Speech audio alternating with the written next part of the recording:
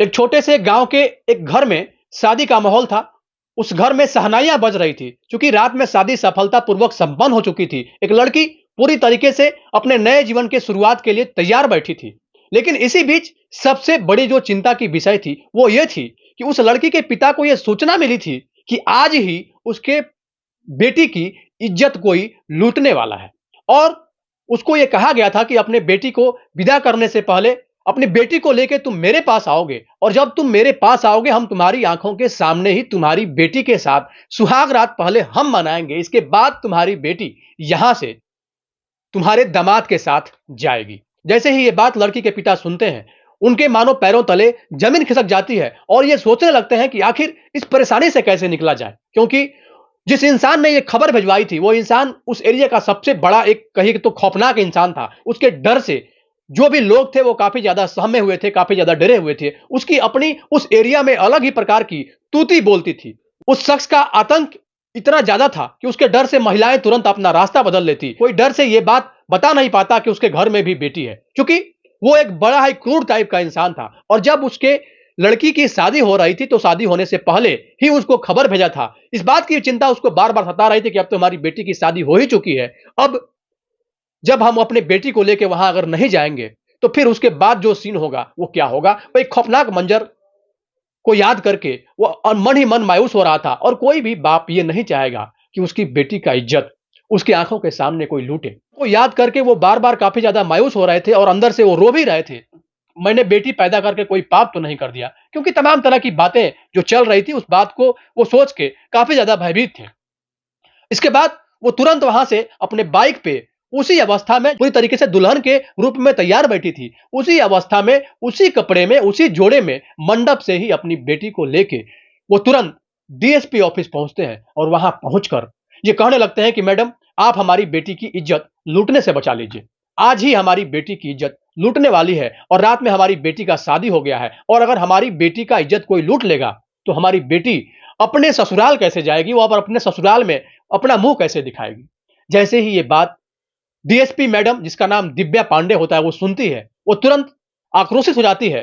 वो तुरंत इस बात को लेकर गुस्से में हो जाती है, क्योंकि जो दिव्या पांडे थी उस एरिया की एक दबंग डीएसपी थी और उसके डर से जो अपराधी थे थर थर कांपते थे। डीएसपी दिव्या पांडे तुरंत वहां से निकलती है और निकलने से पूर्व ही उस लड़की से कहती है कि तुम्हारा जो शादी का जोड़ा है तुम मुझे दे दो, मैं पहन के जाती हूं। आखिर मैं देखती हूं कि कौन वो शख्स है जो तुम्हारी इज्जत लूटना चाहता है। मैं ही वो लड़की बन के उस शख्स के पास पहले जाना चाहती हूं और इसके बाद जो होगा वो देखा जाएगा। हालांकि उसको उसके अन्य सहकर्मियों ने, अन्य पुलिस कर्मियों ने मना किया था, उनको जाने से रोका था। लेकिन इसके बावजूद भी अपनी टीम को पूरी तरीके से वो तैयार करती है और तैयार करने के बाद उस शख्स के घर पर पहुंच जाती है जिस शख्स ने यह कहा था कि हम तुम्हारी बेटी के साथ सुहाग रात मनाना चाहते हैं। जब उस शख्स के घर पे वो दिव्या पांडे पहुंचती है, उस शख्स के घर पे पहुंचने के बाद उस शख्स ने दिव्या पांडे के साथ जो काम किया, उस घटना को आप जानेंगे तो आपके पैरों तले जमीन खिसक जाएगी, आपकी रूह कांप जाएगी और आप ये सोचने पे मजबूर हो जाएंगे कि क्या ऐसा भी होता है। दरअसल दिव्या पांडे के साथ जो कृत्य हुआ, जो कांड हुआ, वो न सिर्फ दर्दनाक था बल्कि खौफनाक भी था। दोस्तों, यह सच्ची घटना उत्तर प्रदेश के जौनपुर जिले के एक छोटे से गांव की है। उस गांव में एक दबंग प्रवृत्ति का इंसान रहता था जिसका नाम था रघुनाथ। रघुनाथ की अपने आप में एक अलग ही तूती बोलती थी। उसके डर से इतने भी गरीब तबके के लोग थे पूरी तरीके से डरे हुए थे, सहमे हुए थे। उस गांव के लोगों की पहले वो मदद करता और मदद के नाम पे पैसे वैसे भी दे देता। लेकिन जब उसको पैसे वापस नहीं मिलते तो उस पैसे के बदले में वो कहता कि तुम अपनी बेटी को, तुम अपनी बहू को, तुम अपनी पत्नी को मेरे पास भेज दो, पैसा वसूल हो जाएगा।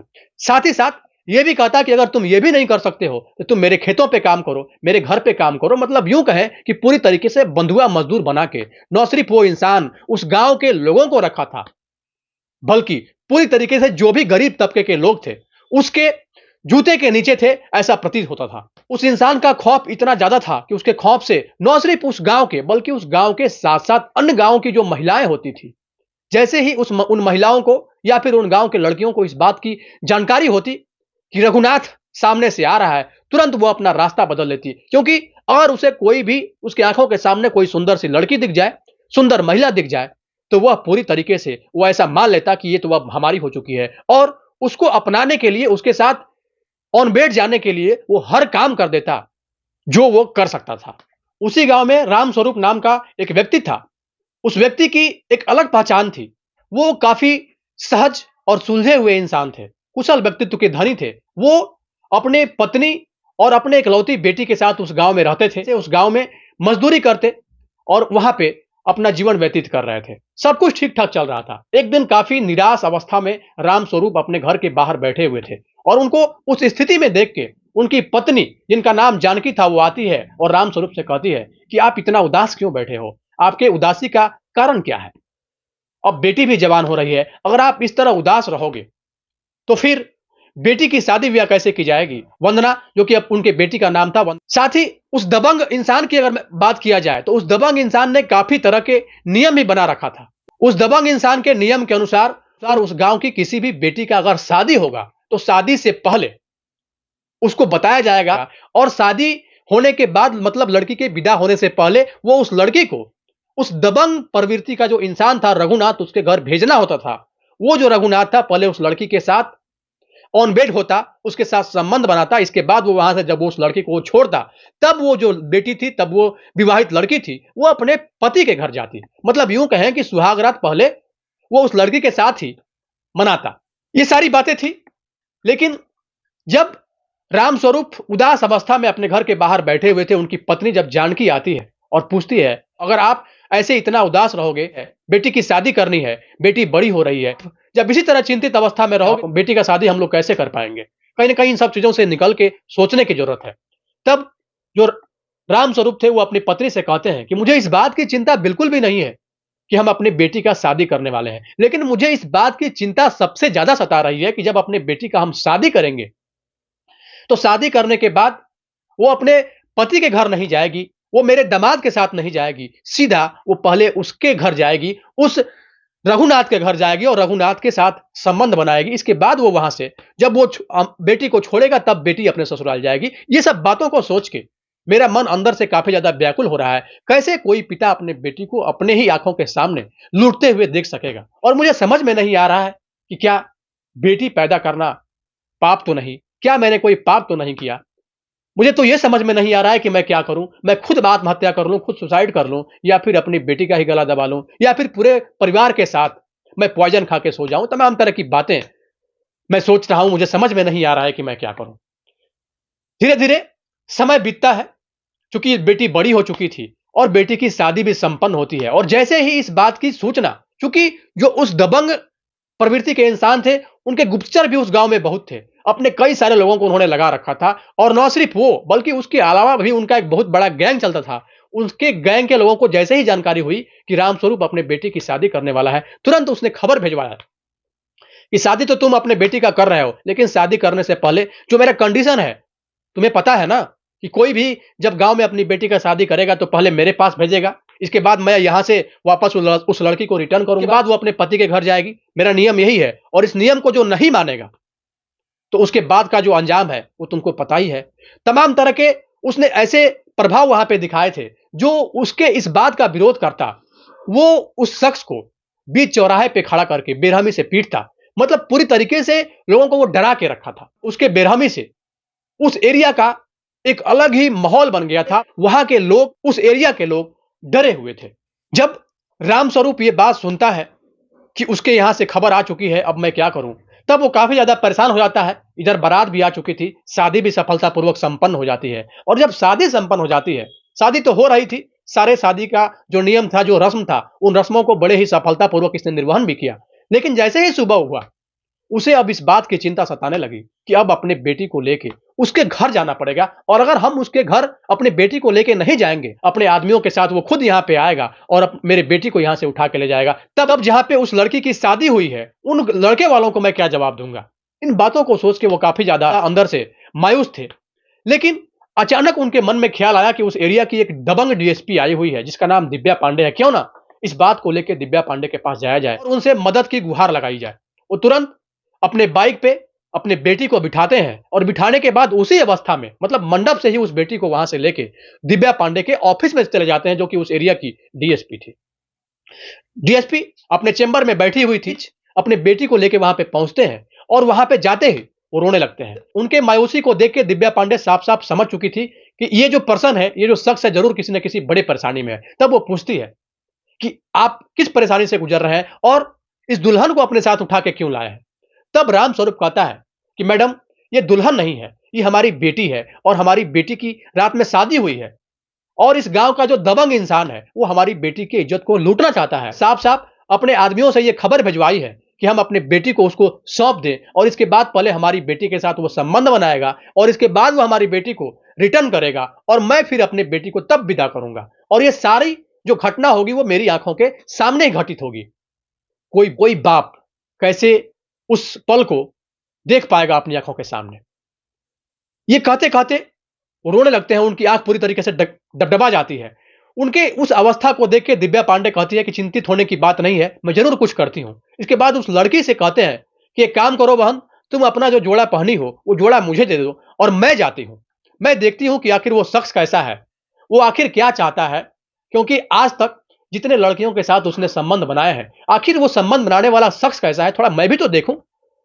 चूँकि दिव्या पांडे जब ये बात बेबाकी के साथ बोली, तब अन्य पुलिसकर्मियों ने दिव्या मैडम को मना किया और उसने कहा कि मैडम आप ये क्या कर रही हैं? आप ये काम मत कीजिए, क्योंकि जो आप ये काम करने जा रही हैं, शायद जिस ऑपरेशन को आप करने जा रहे हैं, उस ऑपरेशन को सफलतापूर्वक आप कर नहीं पाएँगी। क्योंकि जहां आप जा रही हैं, जिस इंसान के पास जा रही हैं, उस इंसान के पास एक नहीं कई 100 केस उसके ऊपर दर्ज है। उसके बाद भी आज तक वो पकड़ से बाहर है और अपने मर्जी के मुताबिक जो करता है अपने मर्जी से करता है और पूरी तरीके से जितना भी इस एरिया का थाना है वो सारा का सारा उसके अंडर काम करता है। यहां तक कि बड़े-बड़े ऑफिसर से भी उसकी काफी अच्छी जान पहचान है और उस तक कोई पहुंच ही नहीं पाता है। तो अगर आप ये जा रही हैं, ये आप दुस्साहस कर रही हैं, तो शायद आपके भी आने की उम्मीद कम ही होगी, क्योंकि वो जिसको अपने टारगेट में लेता है वो सीधा उसको गोली मारता है। जैसे ही ये बात दिव्या पांडे सुनती है, वो कहती है कि मैं अपने कर्तव्यों से तो पीछे हट ही नहीं सकती। खास करके अब जब ये लड़की यहाँ पे मेरे ऑफिस में आके रो रही है और उसका आंसू ये बता रहा है कि वो क्या चाहती है। कोई भी लड़की अपने पिता के आंखों में आंसू नहीं देखना चाहती है और इस लड़की की मायूसी, इस लड़की का आंसू ये बता रहा है कि इसका परिवार किस कष्ट से गुजर रहा है। जाहिर सी बात है कि जब किसी भी परिवार में शादी के समय या फिर शादी खत्म होते-होते ये बात अगर फैल जाए कि उसकी बेटी, उसके घर की जो बेटी है जिसकी शादी संपन्न हुई, वो किसी दूसरे के घर जाएगी और वहां पहले उसके साथ संबंध बनाएगी और फिर वो अपने पति के घर जाएगी। इसके बाद अपनी टीम को वो तैयार करती है और कहती है कि आप लोग चलो मेरे साथ। उनके लिए पूरी टीम वहां पे तैयार होती है और टीम तैयार होने के बाद उस लड़की का जोड़ा वो खुद डीएसपी साहिबा पहनती है और पहनने के बाद वो उस शख्स के पास जाने के लिए अपने गाड़ी से निकल जाती है। पुलिस की पूरी टीम भी होती है, सभी जो भी पुलिसकर्मी थे उनको बाहर ही वो रोक देती है और इसके बाद राम स्वरूप से कहती है कि राम स्वरूप जी आप आइए और आप बोलिएगा कि मैं अपनी बेटी को लेके आ गया हूं, अब तुम्हें जो करना है करना।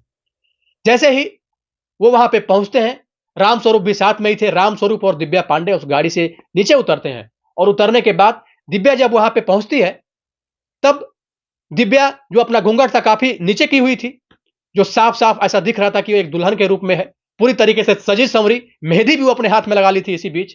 मतलब कहीं से भी उसको ये डाउट नहीं हो कि डीएसपी मैडम अंदर आ चुकी हैं। वहां जो अन्य बॉडीगार्ड रघुनाथ ने डिप्लॉयड कर रखा था, रामस्वरूप उस घर पे पहुंचते हैं। पहुंचने के बाद बॉडीगार्ड ने उनको वहां पे रोका। तब बॉडीगार्ड को रामस्वरूप कहते हैं कि हम अपनी बेटी को लेके रघुनाथ के पास जा रहे हैं, क्योंकि रघुनाथ ने हमें बुलाया है। तब जो बॉडीगार्ड था वो ये बात समझ गया, एक मुल्ला फिर फंसा है। आज फिर एक बेटी का इज्जत पहले लूटा जाएगा और उसके बाद जब उसकी बेटी का इज्जत लूटा जाएगा, इसके बाद वो बेटी किसी के घर जाएगी, किसी के बहू बनकर, किसी की पत्नी बनकर। बॉडीगार्ड भी इस बात को भली-भांति समझते थे, क्योंकि बॉडीगार्ड तो बॉडीगार्ड ही होते हैं, उनको भी अच्छे खासे पैसे मिलते हैं, वो लोग अपना नौकरी करते थे। रामस्वरूप रघुनाथ से कहते हैं कि साहब मैं अपनी बेटी को लेके आ गया हूं। तब रघुनाथ कहता है कि बड़ा देर कर दिए तुम आने में, तुमको मेरा खौफ नहीं है क्या? तुमको इस बात का आभास नहीं है क्या कि अगर तुम नहीं आओगे तो मैं तुम्हारे साथ क्या सब कर सकता हूं? तब रामस्वरूप कहता है, हाथ जोड़ लेता है और कहता है, जरूर आभास है मालिक, अगर मुझे आभास नहीं होता तो मैं अपनी बेटी को लेके आज आपके पास आता ही नहीं, कि अब तुम गेट पे ही रुक जाओ और बेटी को अंदर भेज दो। पूरी तरीके से वो जो कमरा था, इस कमरे में रघुनाथ बैठा हुआ था, पूरी तरीके से एक तरह से अस्त व्यस्त कमरा था। साफ साफ ऐसा प्रतीत हो रहा था, एक महखाना कह सकते हैं। एक वहां पे सोफा लगा हुआ था, सोफा के साथ ही एक बड़ा सा बेड लगा हुआ था। बेड के बगल में एक टेबल रखा रखा हुआ था और उस टेबल पे कई सारे ड्रिंक कई सारे शराब के बोतल रखे हुए थे और वो धीरे-धीरे शराब भी उठा के पी रहा था। जैसे ही दिव्या दुल्हन के रूप में वहाँ पे पहुँचती है, उसका जो घूंघट था काफ़ी नीचे था। जब वो अंदर जाती है, तब जो रघुनाथ था वो कहता है कि और अंदर आ जाओ। दिव्या धीरे-धीरे हल्के कदमों से अंदर जाती है और जब अंदर जाती है तो उसको बैठने का इशारा किया जाता है और वो दिव्या अंदर जाके कुर्सी पर बैठ जाती है और इसके बाद तब तक ये अपना पैक बनाने लगता है और पैक पे पैक कई सारे पैक मार लेता है। पूरी तरीके से नशे में धुत हो जाता है। नशे में धुत होने के बाद वो दिव्या से कहता है कि ये लड़की अब आओ मेरे पास। इसके बाद दिव्या कोई रिएक्शन नहीं करती और चुपचाप वहां पे बैठी रहती है। फिर दोबारा वो कहता है कि मैंने तुमको बुलाया है, अब मेरे बेड पे आओ, तुमको जिस काम के लिए बुलाया गया है, तुमको पहले बताया नहीं गया है क्या कि तुम्हारे साथ आज क्या होना है? अपने कपड़े उतारो और मेरे बेड पे आ जाओ। उसके इस बात को भी डीएसपी मैडम अनसुना करती है, मानो उसने कुछ सुना ही नहीं हो। जब 2-3 बार उसके बात पे वो अनसुना करती है, तब वो खुद वहां से उठता है और लड़खड़ाते हुए दिव्या का जो पल्लू होता है, वो खींचने लगता है। दिव्या मैडम जो वहां की डीएसपी थी, उनका पल्लू वो खींचने लगता है और पल्लू जब खींच रहा होता है, उसी समय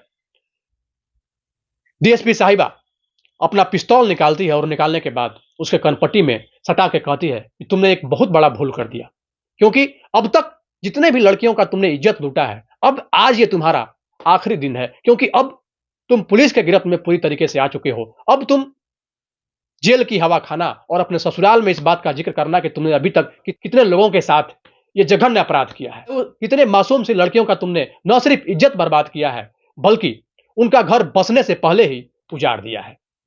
जैसे ही ये बात रघुनाथ सुनता है, वो तुरंत थोड़ा-सा सावधान हो जाता है और कहता है कि आप यहाँ पे कैसे आ गई हो? वो दिव्या मैडम बोलती है कि मुझे इस बात की सूचना मिली थी कि तुम कुछ ऐसा करने वाले हो और तुम्हारा यहाँ पे कोई गुलाम है क्या? ये देश आज़ाद है और सबको जीने और रहने का बराबर अधिकार है। तुम्हारी ये जो नीति है, तुम्हारे नीति को मैं पूरी तरीके से अब खत्म कर दूँगी और नेस्तनाबूद करके रख दूँगी।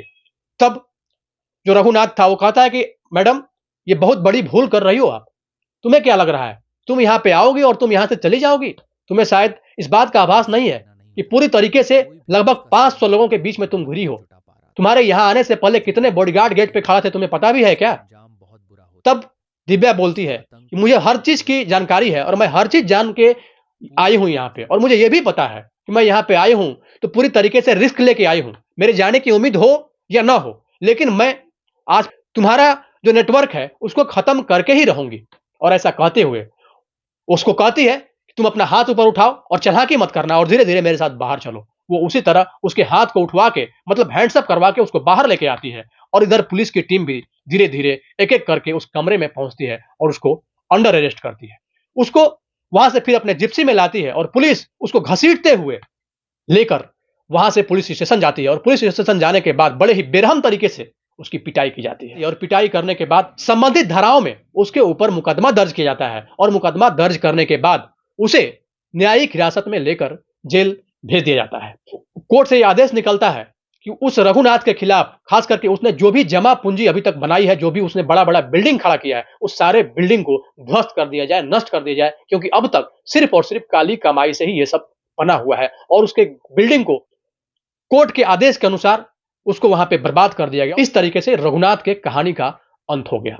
जिस खूबसूरत तरीके से दिव्या मैडम ने अपने कार्यों को अंजाम दिया, जिस खूबसूरत तरीके से उस रघुनाथ को अपने कब्जे में लेकर उसको जेल भेजने पे मजबूर कर दी, ये अपने आप में एक बहुत बड़ा प्रशंसनीय कार्य था और उसके इस कार्यों को लेके उस एरिया के जितने भी लोग थे उसको उसकी प्रशंसा कर रहे थे, उसको वाहवाही दे रहे थे और ये भी कह रहे थे कि डीएसपी हो या फिर कोई पुलिस पदाधिकारी हो तो दिव्या पांडे के जैसा। बाकी इस घटना को बताने का उद्देश्य किसी को परेशान करना नहीं, किसी के भावनाओं को आहत करना नहीं, किसी के अंतरात्मा को चोट पहुंचाना नहीं, बल्कि आपको सचेत करना है, आपको जागरूक करना है, आपको ये बताना भी है। तो इस तरह की अगर कोई भी घटना आपके आसपास भी हो तो आप उस घटना का तुरंत विरोध कर दीजिए, क्योंकि अगर आपका एक विरोध ही वहां के लोगों को एक नया बल देगा, एक नया हिम्मत देगा और जब सामूहिक रूप से लोग इसके लिए प्रयास करेंगे तो चाहे वो कितना भी बड़ा अपराधी हो, चाहे वो कितना भी बड़ा टेररिस्ट हो, चाहे वो कितना भी बड़ा आतंकी हो, उसको पूरी तरीके से उसके नेटवर्क को पूरी तरीके से पुलिस प्रशासन खत्म करके रहेगी। क्योंकि पुलिस प्रशासन भी अगर काम करती है तो वहां के लोकल लोगों के सपोर्ट के बल पर ही काम करती है और अगर वहां के लोकल लोग ही भयभीत रहेंगे तो पुलिस वाले भी पूरी तत्परता के साथ अपना काम नहीं कर पाएंगे और जब पुलिस वाले पूरी तत्परता के साथ पूरी बेबाकी के साथ, पूरी निष्पक्षता के साथ अगर अपना काम नहीं कर पाएंगे तो इस तरह की अनैतिक घटनाएं नित्य प्रतिदिन बढ़ती रहेगी। बाकी इस पूरे घटनाक्रम को लेके आपकी क्या राय है? दिव्या पांडे के इस पूरे कार्यों को लेके आप क्या सोचते हैं? अपनी राय निष्पक्षता के साथ कमेंट बॉक्स में जरूर दें। बहुत बहुत धन्यवाद, आप लोग जुड़े हुए थे जन तक न्यूज के साथ।